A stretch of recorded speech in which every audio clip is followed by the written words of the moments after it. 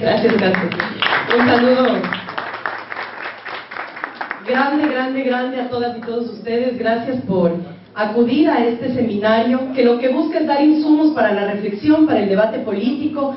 Quiero agradecer profundamente la invitación que nos ha realizado el Estado Plurinacional de Bolivia, nuestro compañero Evo Morales y nuestro compañero Álvaro García Linera. Realmente una recepción y unos días extraordinarios de harto trabajo. Le vamos luego a cobrar al Catu que no nos haya dejado salir a tomar un poquito de sol en Santa Cruz, pero vale la pena, vale la pena. Gracias a Azules del Oriente, gracias a estas organizaciones sindicales de trabajadores, gracias a las organizaciones sociales, gracias al Catu y a la red de intelectuales y artistas por la defensa de la humanidad.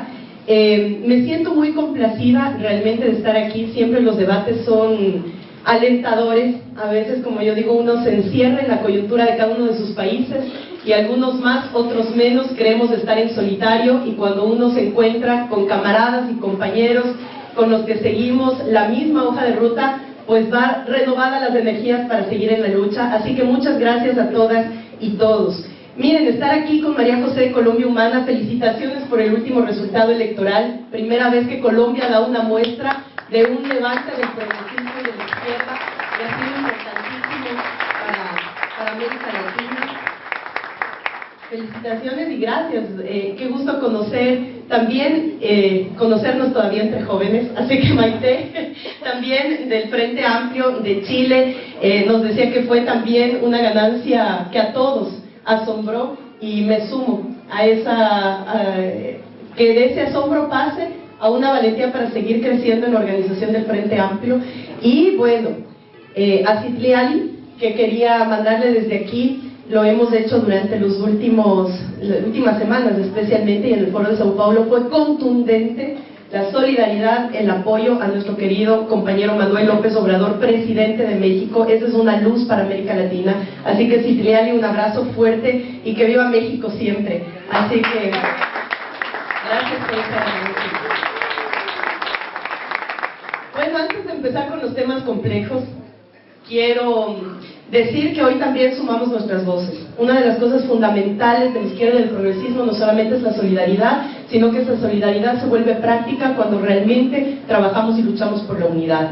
Y esa unidad representa también, me parece que Estela nos decía ayer, que ante la falta de medios de comunicación, nuestra voz es nuestra bocina incorporada para gritar al mundo todas las injusticias y todo lo que estamos dispuestos a seguir denunciando de manera diaria y permanente. Por eso hoy, 9 de agosto, nos sumamos como nuevas generaciones de la política y del progresismo latinoamericano a la campaña emprendida para denunciar de manera permanente los crímenes de lesa humanidad, los crímenes de genocidios de los gobiernos estadounidenses. Así que siempre prohibido olvidar, y gracias a Tilio, a Estela, a todos los que han impulsado esta campaña para recordarnos quién es el que promueve a nivel del mundo la mayor cantidad de crímenes diarios que podemos observar. Y con esa voz del 9 de agosto, por supuesto que nos sumamos también a las voces de millones de mujeres que el día de ayer, 8 de agosto, se movilizaron en diferentes latitudes del mundo, y estuvimos muy pendientes a través de las redes sociales. Lo hicimos en Quito, en Ecuador,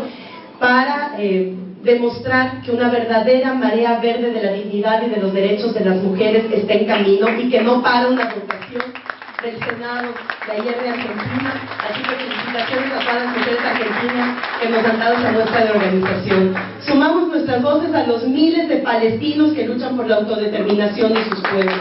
Fuerza Palestina, Palestina libre. Y así nos seguiremos sumando también a la lucha del pueblo saharaui, que debe estar presente en todos los encuentros que tengamos, que llamen a la conciencia y la dignidad de los pueblos. Cuando hablamos de soberanía, hablamos también a nivel territorial que tenemos tareas pendientes, y por eso nuestra voz también vuelve a Argentina a pedir Malvinas para Argentina, y eso siempre estará presente, así como pedimos paz para Colombia, y así como seguiremos pidiendo mar para Bolivia. Así que esas son las luchas también de la soberanía. Y nuestro accionar, y ahora que estamos aquí 4 parlamentarias y que también en el público hay parlamentarios, luchar en nuestros parlamentos para sacar rechazo absoluto a las políticas antimigratorias de Trump, que están acabando con la vida de familias latinoamericanas al separar a sus niños y niñas de sus padres y madres y enjaularlos. Políticas criminales, políticas que tienen que ser denunciadas a nivel de todo el mundo. Sumamos nuestra voz contra las injusticias. Y por eso es que lo que nos está pasando no es casual. Porque lo que acabo de decir y lo que hemos dicho durante estos días y lo que nos decimos siempre como muestras de fuerza y de solidaridad es lo que lanzó una gran alerta a quienes hoy están arremetiendo con toda su fuerza contra los proyectos que se dignaron desde la ejecución de gobiernos a hacer que estas voces ya no sean solo consignas sociales, sino que sean consignas gubernamentales y que sean consignas de Estado. Eso que hemos visto, y especialmente ayer en el panel que hablábamos de geopolítica y de multipolarismo, es lo que realmente nos tiene hoy como consecuencia esta restauración conservadora que hace 3 años, 4, tal vez, en Ecuador Rafael Correa lo dijo: América Latina hay que prepararse para toda la restauración conservadora que se venía. No nos equivocamos. El problema es que no nos preparamos lo suficiente para defender nuestros procesos de esa arremetida neoliberal y de esa restauración conservadora. Nos unen muchísimas cosas, compañeras y compañeros. Y anoche, cuando escuchábamos el panel de brillantes expositores de la política boliviana, nos sentíamos tan identificados porque eso era lo que promovimos. Primero, promovimos proyectos de carácter nacional y popular. Y eso de por sí ya causó una ruptura fundamental en el status quo de las oligarquías políticas de nuestros países. Seguido de eso, promovimos asambleas constituyentes. Tanto Venezuela, Bolivia y Ecuador nos unió un nuevo aparato y un nuevo paraguas constitucional. ¿Para qué? Para poner al ser humano por sobre el capital. Eso jamás nos perdonarán quienes han abusado de nuestros países, mandándonos a través de un sistema de importación a nuestros países productos desechables de las grandes potencias industrializadas, y a su vez sacando de nuestros países lo mejor de nuestro producto e incluso nuestros recursos naturales que han alimentado las transnacionales durante décadas. Cuando hablamos de proyectos de carácter nacional y popular, estamos hablando justamente de esa reivindicación del derecho de los pueblos para vivir bien. Nuestro sumas causa, como el sumas camaña, que tanto nos une en una cosmovisión de lo andino, donde todo regresa a su origen, es regresar a ver el origen de la humanidad. No me adentro mucho a eso, porque el compañero David Choquehuanca es experto y ayer nos dio una cátedra realmente de nuestras cosmovisiones y de lo que nos buscamos dentro del sumas camaña y del sumas causa. Y en ese sentido, ¿cuál fue la médula de nuestros proyectos y que tienen que ser reivindicados de manera permanente? Son los cambios en la estructura económica, que fue donde más avanzamos. Los sistemas y los modelos económicos de nuestros países demostraron que el progresismo es viable para el desarrollo de los pueblos, lo que contradecía grandemente aquellas hipótesis del neoliberalismo, diciendo que los gobiernos populares, a los que tachan como populistas, eran simplemente conformar a la gente para tenerla calmada y seguir gobernando. No, eso es lo que hace el neoliberalismo.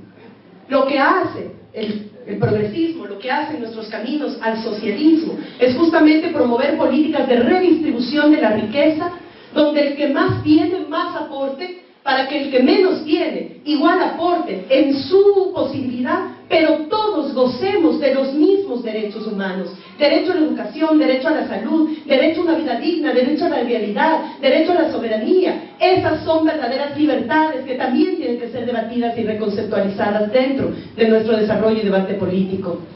Esa redistribución de la riqueza logró sacar a miles de pobres, millones de pobres de la pobreza. Ya lo decían, aquí en Bolivia 4 millones, en Ecuador 2 millones de pobres menos. Alimentar una clase media que no fuimos capaces de acompañar en su suficiente comprensión y formación de que esas mismas políticas de redistribución habían mejorado su condición de vida. Y muchas veces ese aislamiento y esa falta de comprensión del crecimiento de la clase media nos llevó a aislarnos de tal forma que muchos de nuestros procesos fueron también en su momento atacados por esa misma clase media. Grandes debates y grandes retos también para el progresismo. La redistribución de la riqueza anclada profundamente a un principio de justicia social. a un principio de soberanía, y eso fortalece las democracias. Las nuestras, todas, han sido revoluciones en democracia y democracias que se han fortalecido con las revoluciones. Y eso no podemos caer en la duda de lo que diariamente nos están diciendo las grandes corporaciones mediáticas. Pues bien, ese impulso, ese desarrollo, esa transformación impulsada, llevó a poner una alerta, que son las consecuencias que estamos viviendo, América Latina bajo ataque, en unos países ya con algunos años, en otros dándose, y en los que están consolidados, como Bolivia, que hasta ahora es el sostén de esta lucha en América Latina. No perdamos, y qué bueno que este seminario se lo haga aquí en Bolivia, y que este debate se lo haga en Bolivia, porque estamos próximos a un proceso electoral en Bolivia que también estará atacado por el mismo formato con los que fueron atacados nuestros procesos en la región. Y esos procesos en la región tienen que ser lo suficientemente estudiados en Bolivia para saber contra quiénes nos enfrentamos, cuál es el formato establecido, y adaptar rápidamente estrategias y tácticas para que esa presidencial que viene dé también y se sume a esa luz de México, se sume la luz de Bolivia, porque Evo nuevamente será presidente de Bolivia si es que sabemos actuar en unidad de los pueblos y de la organización social. Cuando hablamos del momento político, cuando decimos que hay toda esta arremetida, también tenemos que hacernos una observación a la izquierda. Muchas veces la izquierda, desde el ejercicio de gobierno, tuvimos una dinámica tan acelerada porque sabíamos que teníamos que ganar cada día de la revolución para seguir transformando nuestras realidades, que muchas veces olvidamos otras cosas que son fundamentales para el sostenimiento de los procesos a los que voy a hacer mención. Pero ¿cuál es la idea que viene con esta restauración conservadora? Una idea en la que nos quieren encasillar a la izquierda dentro de un estancamiento, y por eso es que están tratando de posesionar con mucha fuerza el tema del fin de ciclo progresista, que ya se lo ha dicho con claridad que no hay tal, que no existe tal fin de ciclo progresista, pero nos quieren estancar en eso. Una vez que nos estancan y que nos dicen que ya no existimos, o que ya no vamos a existir, o que vamos a dejar de existir, ¿qué es lo que presenta la derecha?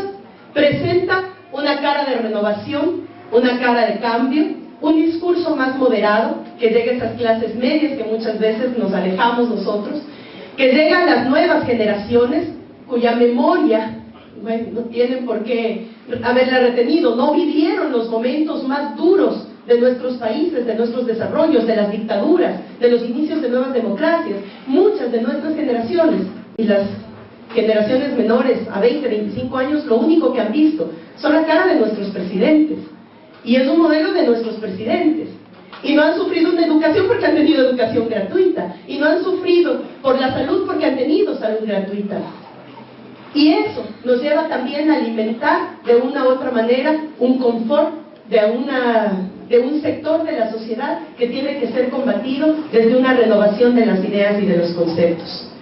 Este estancamiento muchas veces nos hizo ver que en el ejercicio de los gobiernos teníamos procesos que eran irreversibles.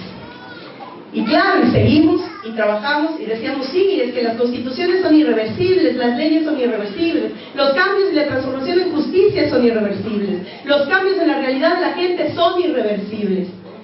Entonces pensamos que solamente 1, 2 o 3 periodos de gobierno eran suficientes, no me refiero a periodos de personas en el gobierno, sino periodos de gobierno, eran suficientes para una real transformación que sí haga que las cosas sean irreversibles.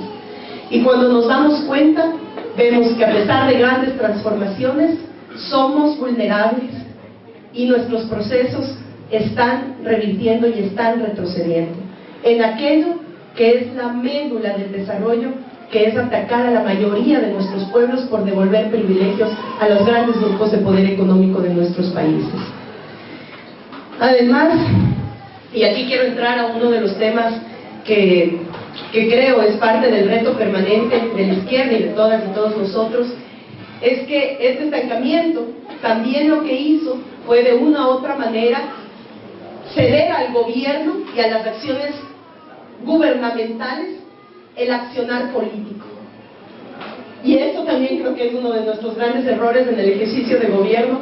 Ahí México sabrá decodificar claramente estos aprendizajes, porque una de las cosas, y hablábamos con Héctor Díaz Polanco hace pocos días en La Habana, Cuba, en el Foro de Sao Paulo, y decíamos, es totalmente pertinente ver cómo se va anclando la estructura de gobierno sin perder de vista el fortalecimiento del partido y la estructura social que ustedes lo hicieron casa a casa, puerta a puerta y hablando directamente con la gente.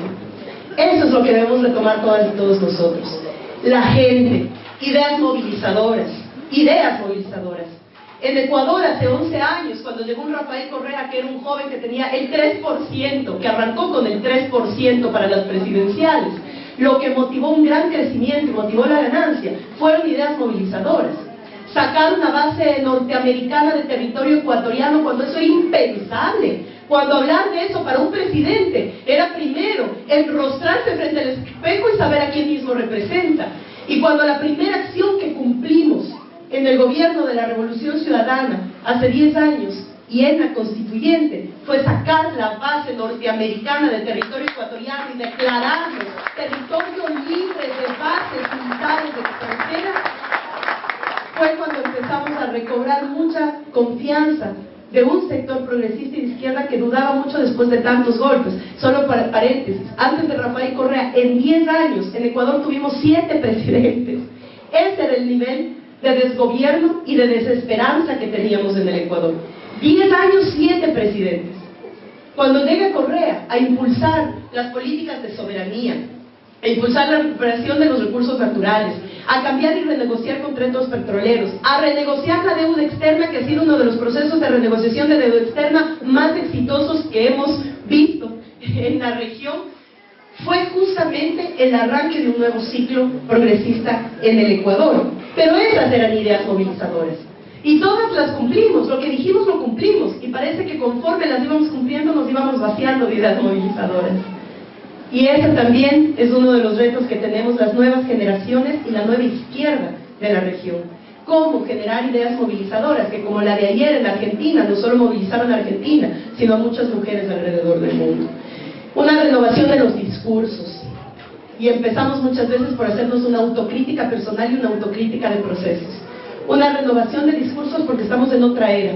El siglo XXI, en una era de la globalización, como decía nuestra compañera Rosa de Cuba ayer, en una era de la colonización 2.0, no podemos seguir hablando en el mismo idioma, en el mismo lenguaje, aunque mantengamos y debemos mantener el mismo fondo, los mismos conceptos, tenemos que transformarlos, ir generando creatividad e iniciativa en la generación de nuevos discursos que nos anclen esas nuevas sociedades que se están gestando todos los días. Todos los días la dinámica de la sociedad nos enseña que la política tiene que irse acoplando, transformando, renovando, revolucionando de manera permanente. Aquí tenemos que enfrentar, sin duda alguna, en América Latina, y otra de las cosas que ha sido parte de todo este complot para desprestigiar y deslegitimar procesos progresistas, es justamente las corporaciones mediáticas. Eso que tratan de instaurar de manera diaria. Que vivimos en dictaduras, sí, claro, decimos nosotros, como si no hubieran nuestros pueblos vivido las reales dictaduras. Vivimos en dictaduras. Los gobiernos más corruptos de la historia han pasado con el membrete de los gobiernos progresistas. La justificación de la desinstitucionalización de nuestros estados, socapados por aquella idea de eliminar los gobiernos progresistas y cualquier rastro que haya promovido un gobierno progresista. En Ecuador la desinstitucionalización es tan fuerte que hemos retrocedido 20 años atrás, justificando las élites políticas con las corporaciones mediáticas y los grupos de poder económico con una descorreización del país, cuando no se dan cuenta que ese proceso, y similar pasa en Argentina todos los días, que ese proceso al que hace daño es a la mayoría de los pueblos. Los pueblos son los grandes beneficiarios de nuestras décadas. Y ahora resulta que son los primeros vulnerados por las políticas de los nuevos gobiernos de turno que han retornado a políticas neoliberales. Esos retrocesos, lo que nos hacen ver es que como en Ecuador, para ir ya arrancando con el tema ecuatoriano, en el que no me voy a detener porque todos creo que lo hemos seguido, al día de ayer en la Asamblea Nacional del Ecuador se acaba de aprobar y va a registro oficial una ley que fue enviada por el presidente de la República, el presidente Moreno, que es una ley que perdona 4.500 millones de dólares de deuda fiscal, es decir, de los evasores del fisco, que en muchas de nuestras legislaciones son delincuentes. Se les acaba de condonar 4.500 millones de dólares. ¿En dónde se concentran esos 4.500 millones de dólares? En 200 grupos de poder económico de nuestro país. 4.500 millones de dólares. Para que tengan una idea, después del terremoto ecuatoriano que devastó grandes zonas de nuestra costa ecuatoriana, para reconstruir todo lo que el terremoto devastó, necesitábamos 3.000 millones de dólares. Hasta ahora, con este gobierno, se ha paralizado el proceso de reconstrucción de esas zonas, pero perdona 4.500 millones de dólares a los 200 grupos de poder económico de nuestro país. Esos retrocesos, y ahora anuncian además alza de combustibles, entre otras cosas, paquetazos o tarifazos, o como se le quiera llamar, al puro estilo Macri, al puro estilo Fondo Monetario Internacional. Por eso es que, para hacer un camino, digamos, de esto, nuestras realidades, lo que enfrentamos, lo que produjimos, las revoluciones en gobiernos, son las amenazas con las que ahora nos traen no solamente un envalentonamiento de las derechas nacionales ancladas y articuladas a la derecha internacional, una recuperación del poder fáctico de los medios comunicativos que fueron en nuestros países también mermados o reducidos en su poder a través de leyes de comunicación que democratizaban la información y la palabra, grandes grupos de poder económico hoy financiando acciones internas en nuestros países de desestabilización permanente y de descrédito en otros casos como es el nuestro, y esto anclado a la nueva forma o el nuevo formato regional del lawfare o judicialización de la política. Y yo no quiero dejar pasar por esto, porque muchos escuchamos todo el tiempo del lawfare y muchos no comprendemos qué es el lawfare o la judicialización de la política. Y para hacer simple esto, el lawfare o judicialización de la política es la utilización de los aparatos de justicia para perseguir políticamente a opositores en un momento de tiempo determinado, anclado a todo un entorno mediático que lo que primero hace es juzgar a la persona antes que lo haga el sistema de justicia, porque se vuelve más fácil ante el pueblo justificar la persecución política. Entonces, cuando los medios de comunicación, que cuando decía Estela, actúan en una forma de terrorismo mediático, aniquilan a las personas porque ya no hace falta balas, hace falta un medio de comunicación que lo haga. Los sistemas de justicia tienen toda la cancha libre para inventar tramoyas, show, y con leguleyadas jurídicas ejecutar los planes de judicialización y tener encarcelados a líderes políticos de la región. Primer preso político continental, Lula da Silva. A eso tenemos que decir, Lula libre, 1000 veces y las veces que sean necesarias. Y no es casual, porque si hablamos del desarrollo de nuestros países, hablamos también del desarrollo que Lula promovió en el pueblo brasileño. Y sabe que si Lula regresa a ser presidente, va a profundizar el proceso de transformación en Brasil, que sería un sostén para toda América Latina en momentos de retroceso y de restauración conservadora. Por eso es que no lo dejan libre. Y esperamos realmente el 18 de este mes, me parece, si no me equivoco, el 15 de este mes, han anunciado ya la inscripción oficial a la presidencia de la República de Lula da Silva, y ahí estaremos apoyando las veces que sean necesarias. Y esto no es extraño en Argentina, cuando esto empezó ya hace varios tiempo, mucho antes incluso que Cristina sea candidata a senadora, porque sabían que Cristina lidera, y saben que Cristina lidera la principal fuerza de oposición al gobierno neoliberal de Macri. Y ahora seguramente se inventarán cualquier regulariedad jurídica para pasar por sobre su fuero, para judicializarla y para encarcelarla. Y en Ecuador, el caso patético de retroceso que desde hace 14 meses vivimos. Hace 14 meses yo mismo agradecí a todos ustedes los saludos de triunfo y de victoria del pueblo ecuatoriano y de la Revolución Ciudadana. Apostamos por la continuidad de un proceso transformador. Nos equivocamos en la persona. Grandemente nos equivocamos. Y pusimos en retroceso ese proceso de transformación con la persona equivocada. Hemos pedido disculpas, no solamente al pueblo ecuatoriano, sino a todos los que creyeron en que la palabra de Rafael iba a lograr que la consecución de la política de la revolución garantice mejores días para nuestro pueblo. 14 meses han pasado de ese hecho y ahora nos atrevemos con la misma fuerza con la que agradecimos la victoria y la misma firmeza denunciar los atropellos del gobierno neoliberal de Moreno en el Ecuador. Y lo decimos así porque en apenas 14 meses no solamente hay pactos con la banca privada, el Ministerio de Economía del Ecuador ha sido entregado a los representantes de las cámaras de producción y de las cámaras de comercio.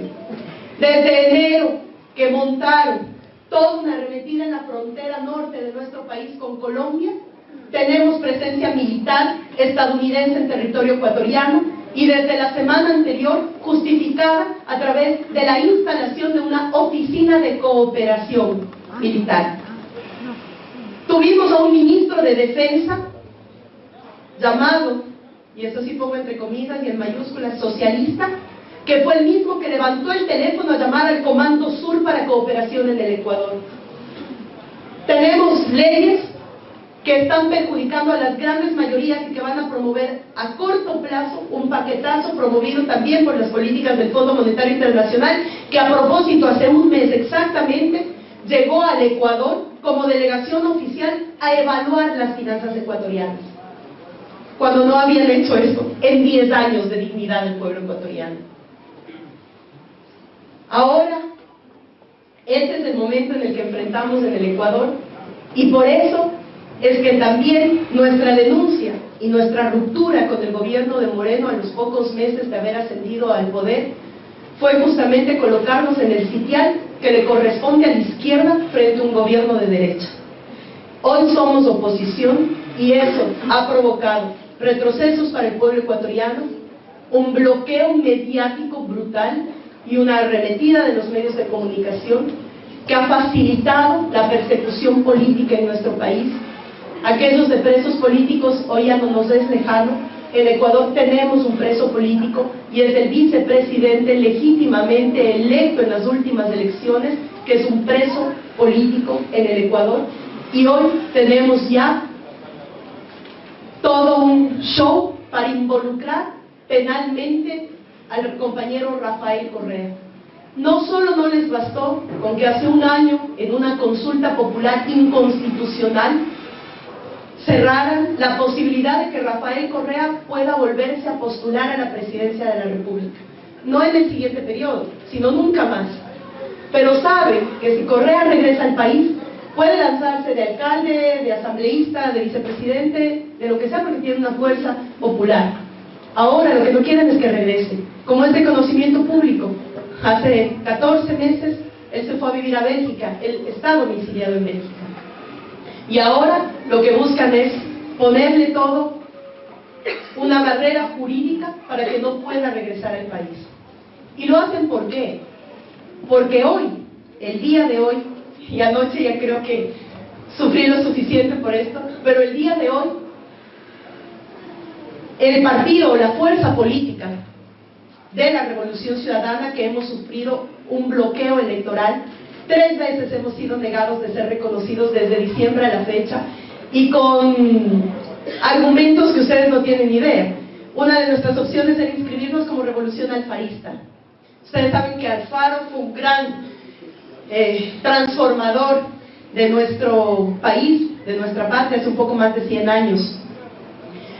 Alfaro, que dio el voto a las mujeres, que promovió la integración regional, que trabajó por la soberanía, que fue reconocido en varios países, incluso de Centroamérica, como general de generales, era el nombre que nosotros acogíamos, porque nuestra lucha en la Revolución Ciudadana fue una revolución alfarista como bolivariana.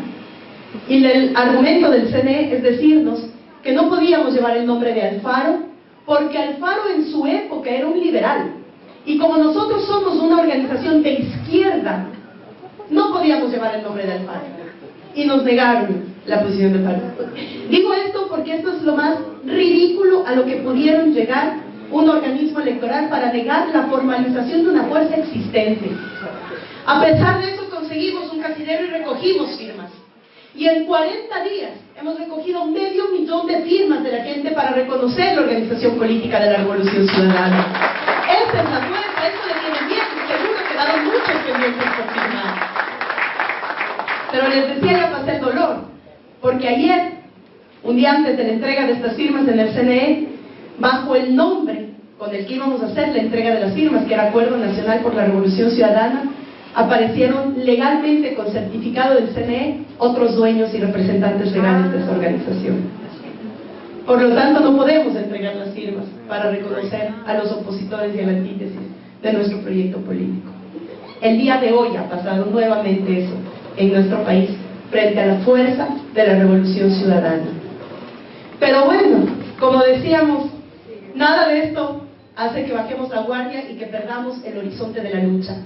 Hoy la Revolución Ciudadana está en resistencia, está trabajando día a día por recuperar una organización de base y reconstituirla, que es lo que se ha mencionado también en este espacio, una conexión permanente con ese proceso de base. Necesitamos generar ideas movilizadoras, necesitamos conectar a la academia, a los grandes debates y a los procesos de reconceptualización en nuestros países. Debemos generar una batalla de ideas permanentes sobre la democracia, sobre las libertades, sobre la república, sobre el progreso, sobre los modelos económicos. Tienen que apegarse nuevamente esos debates a los debates del pueblo.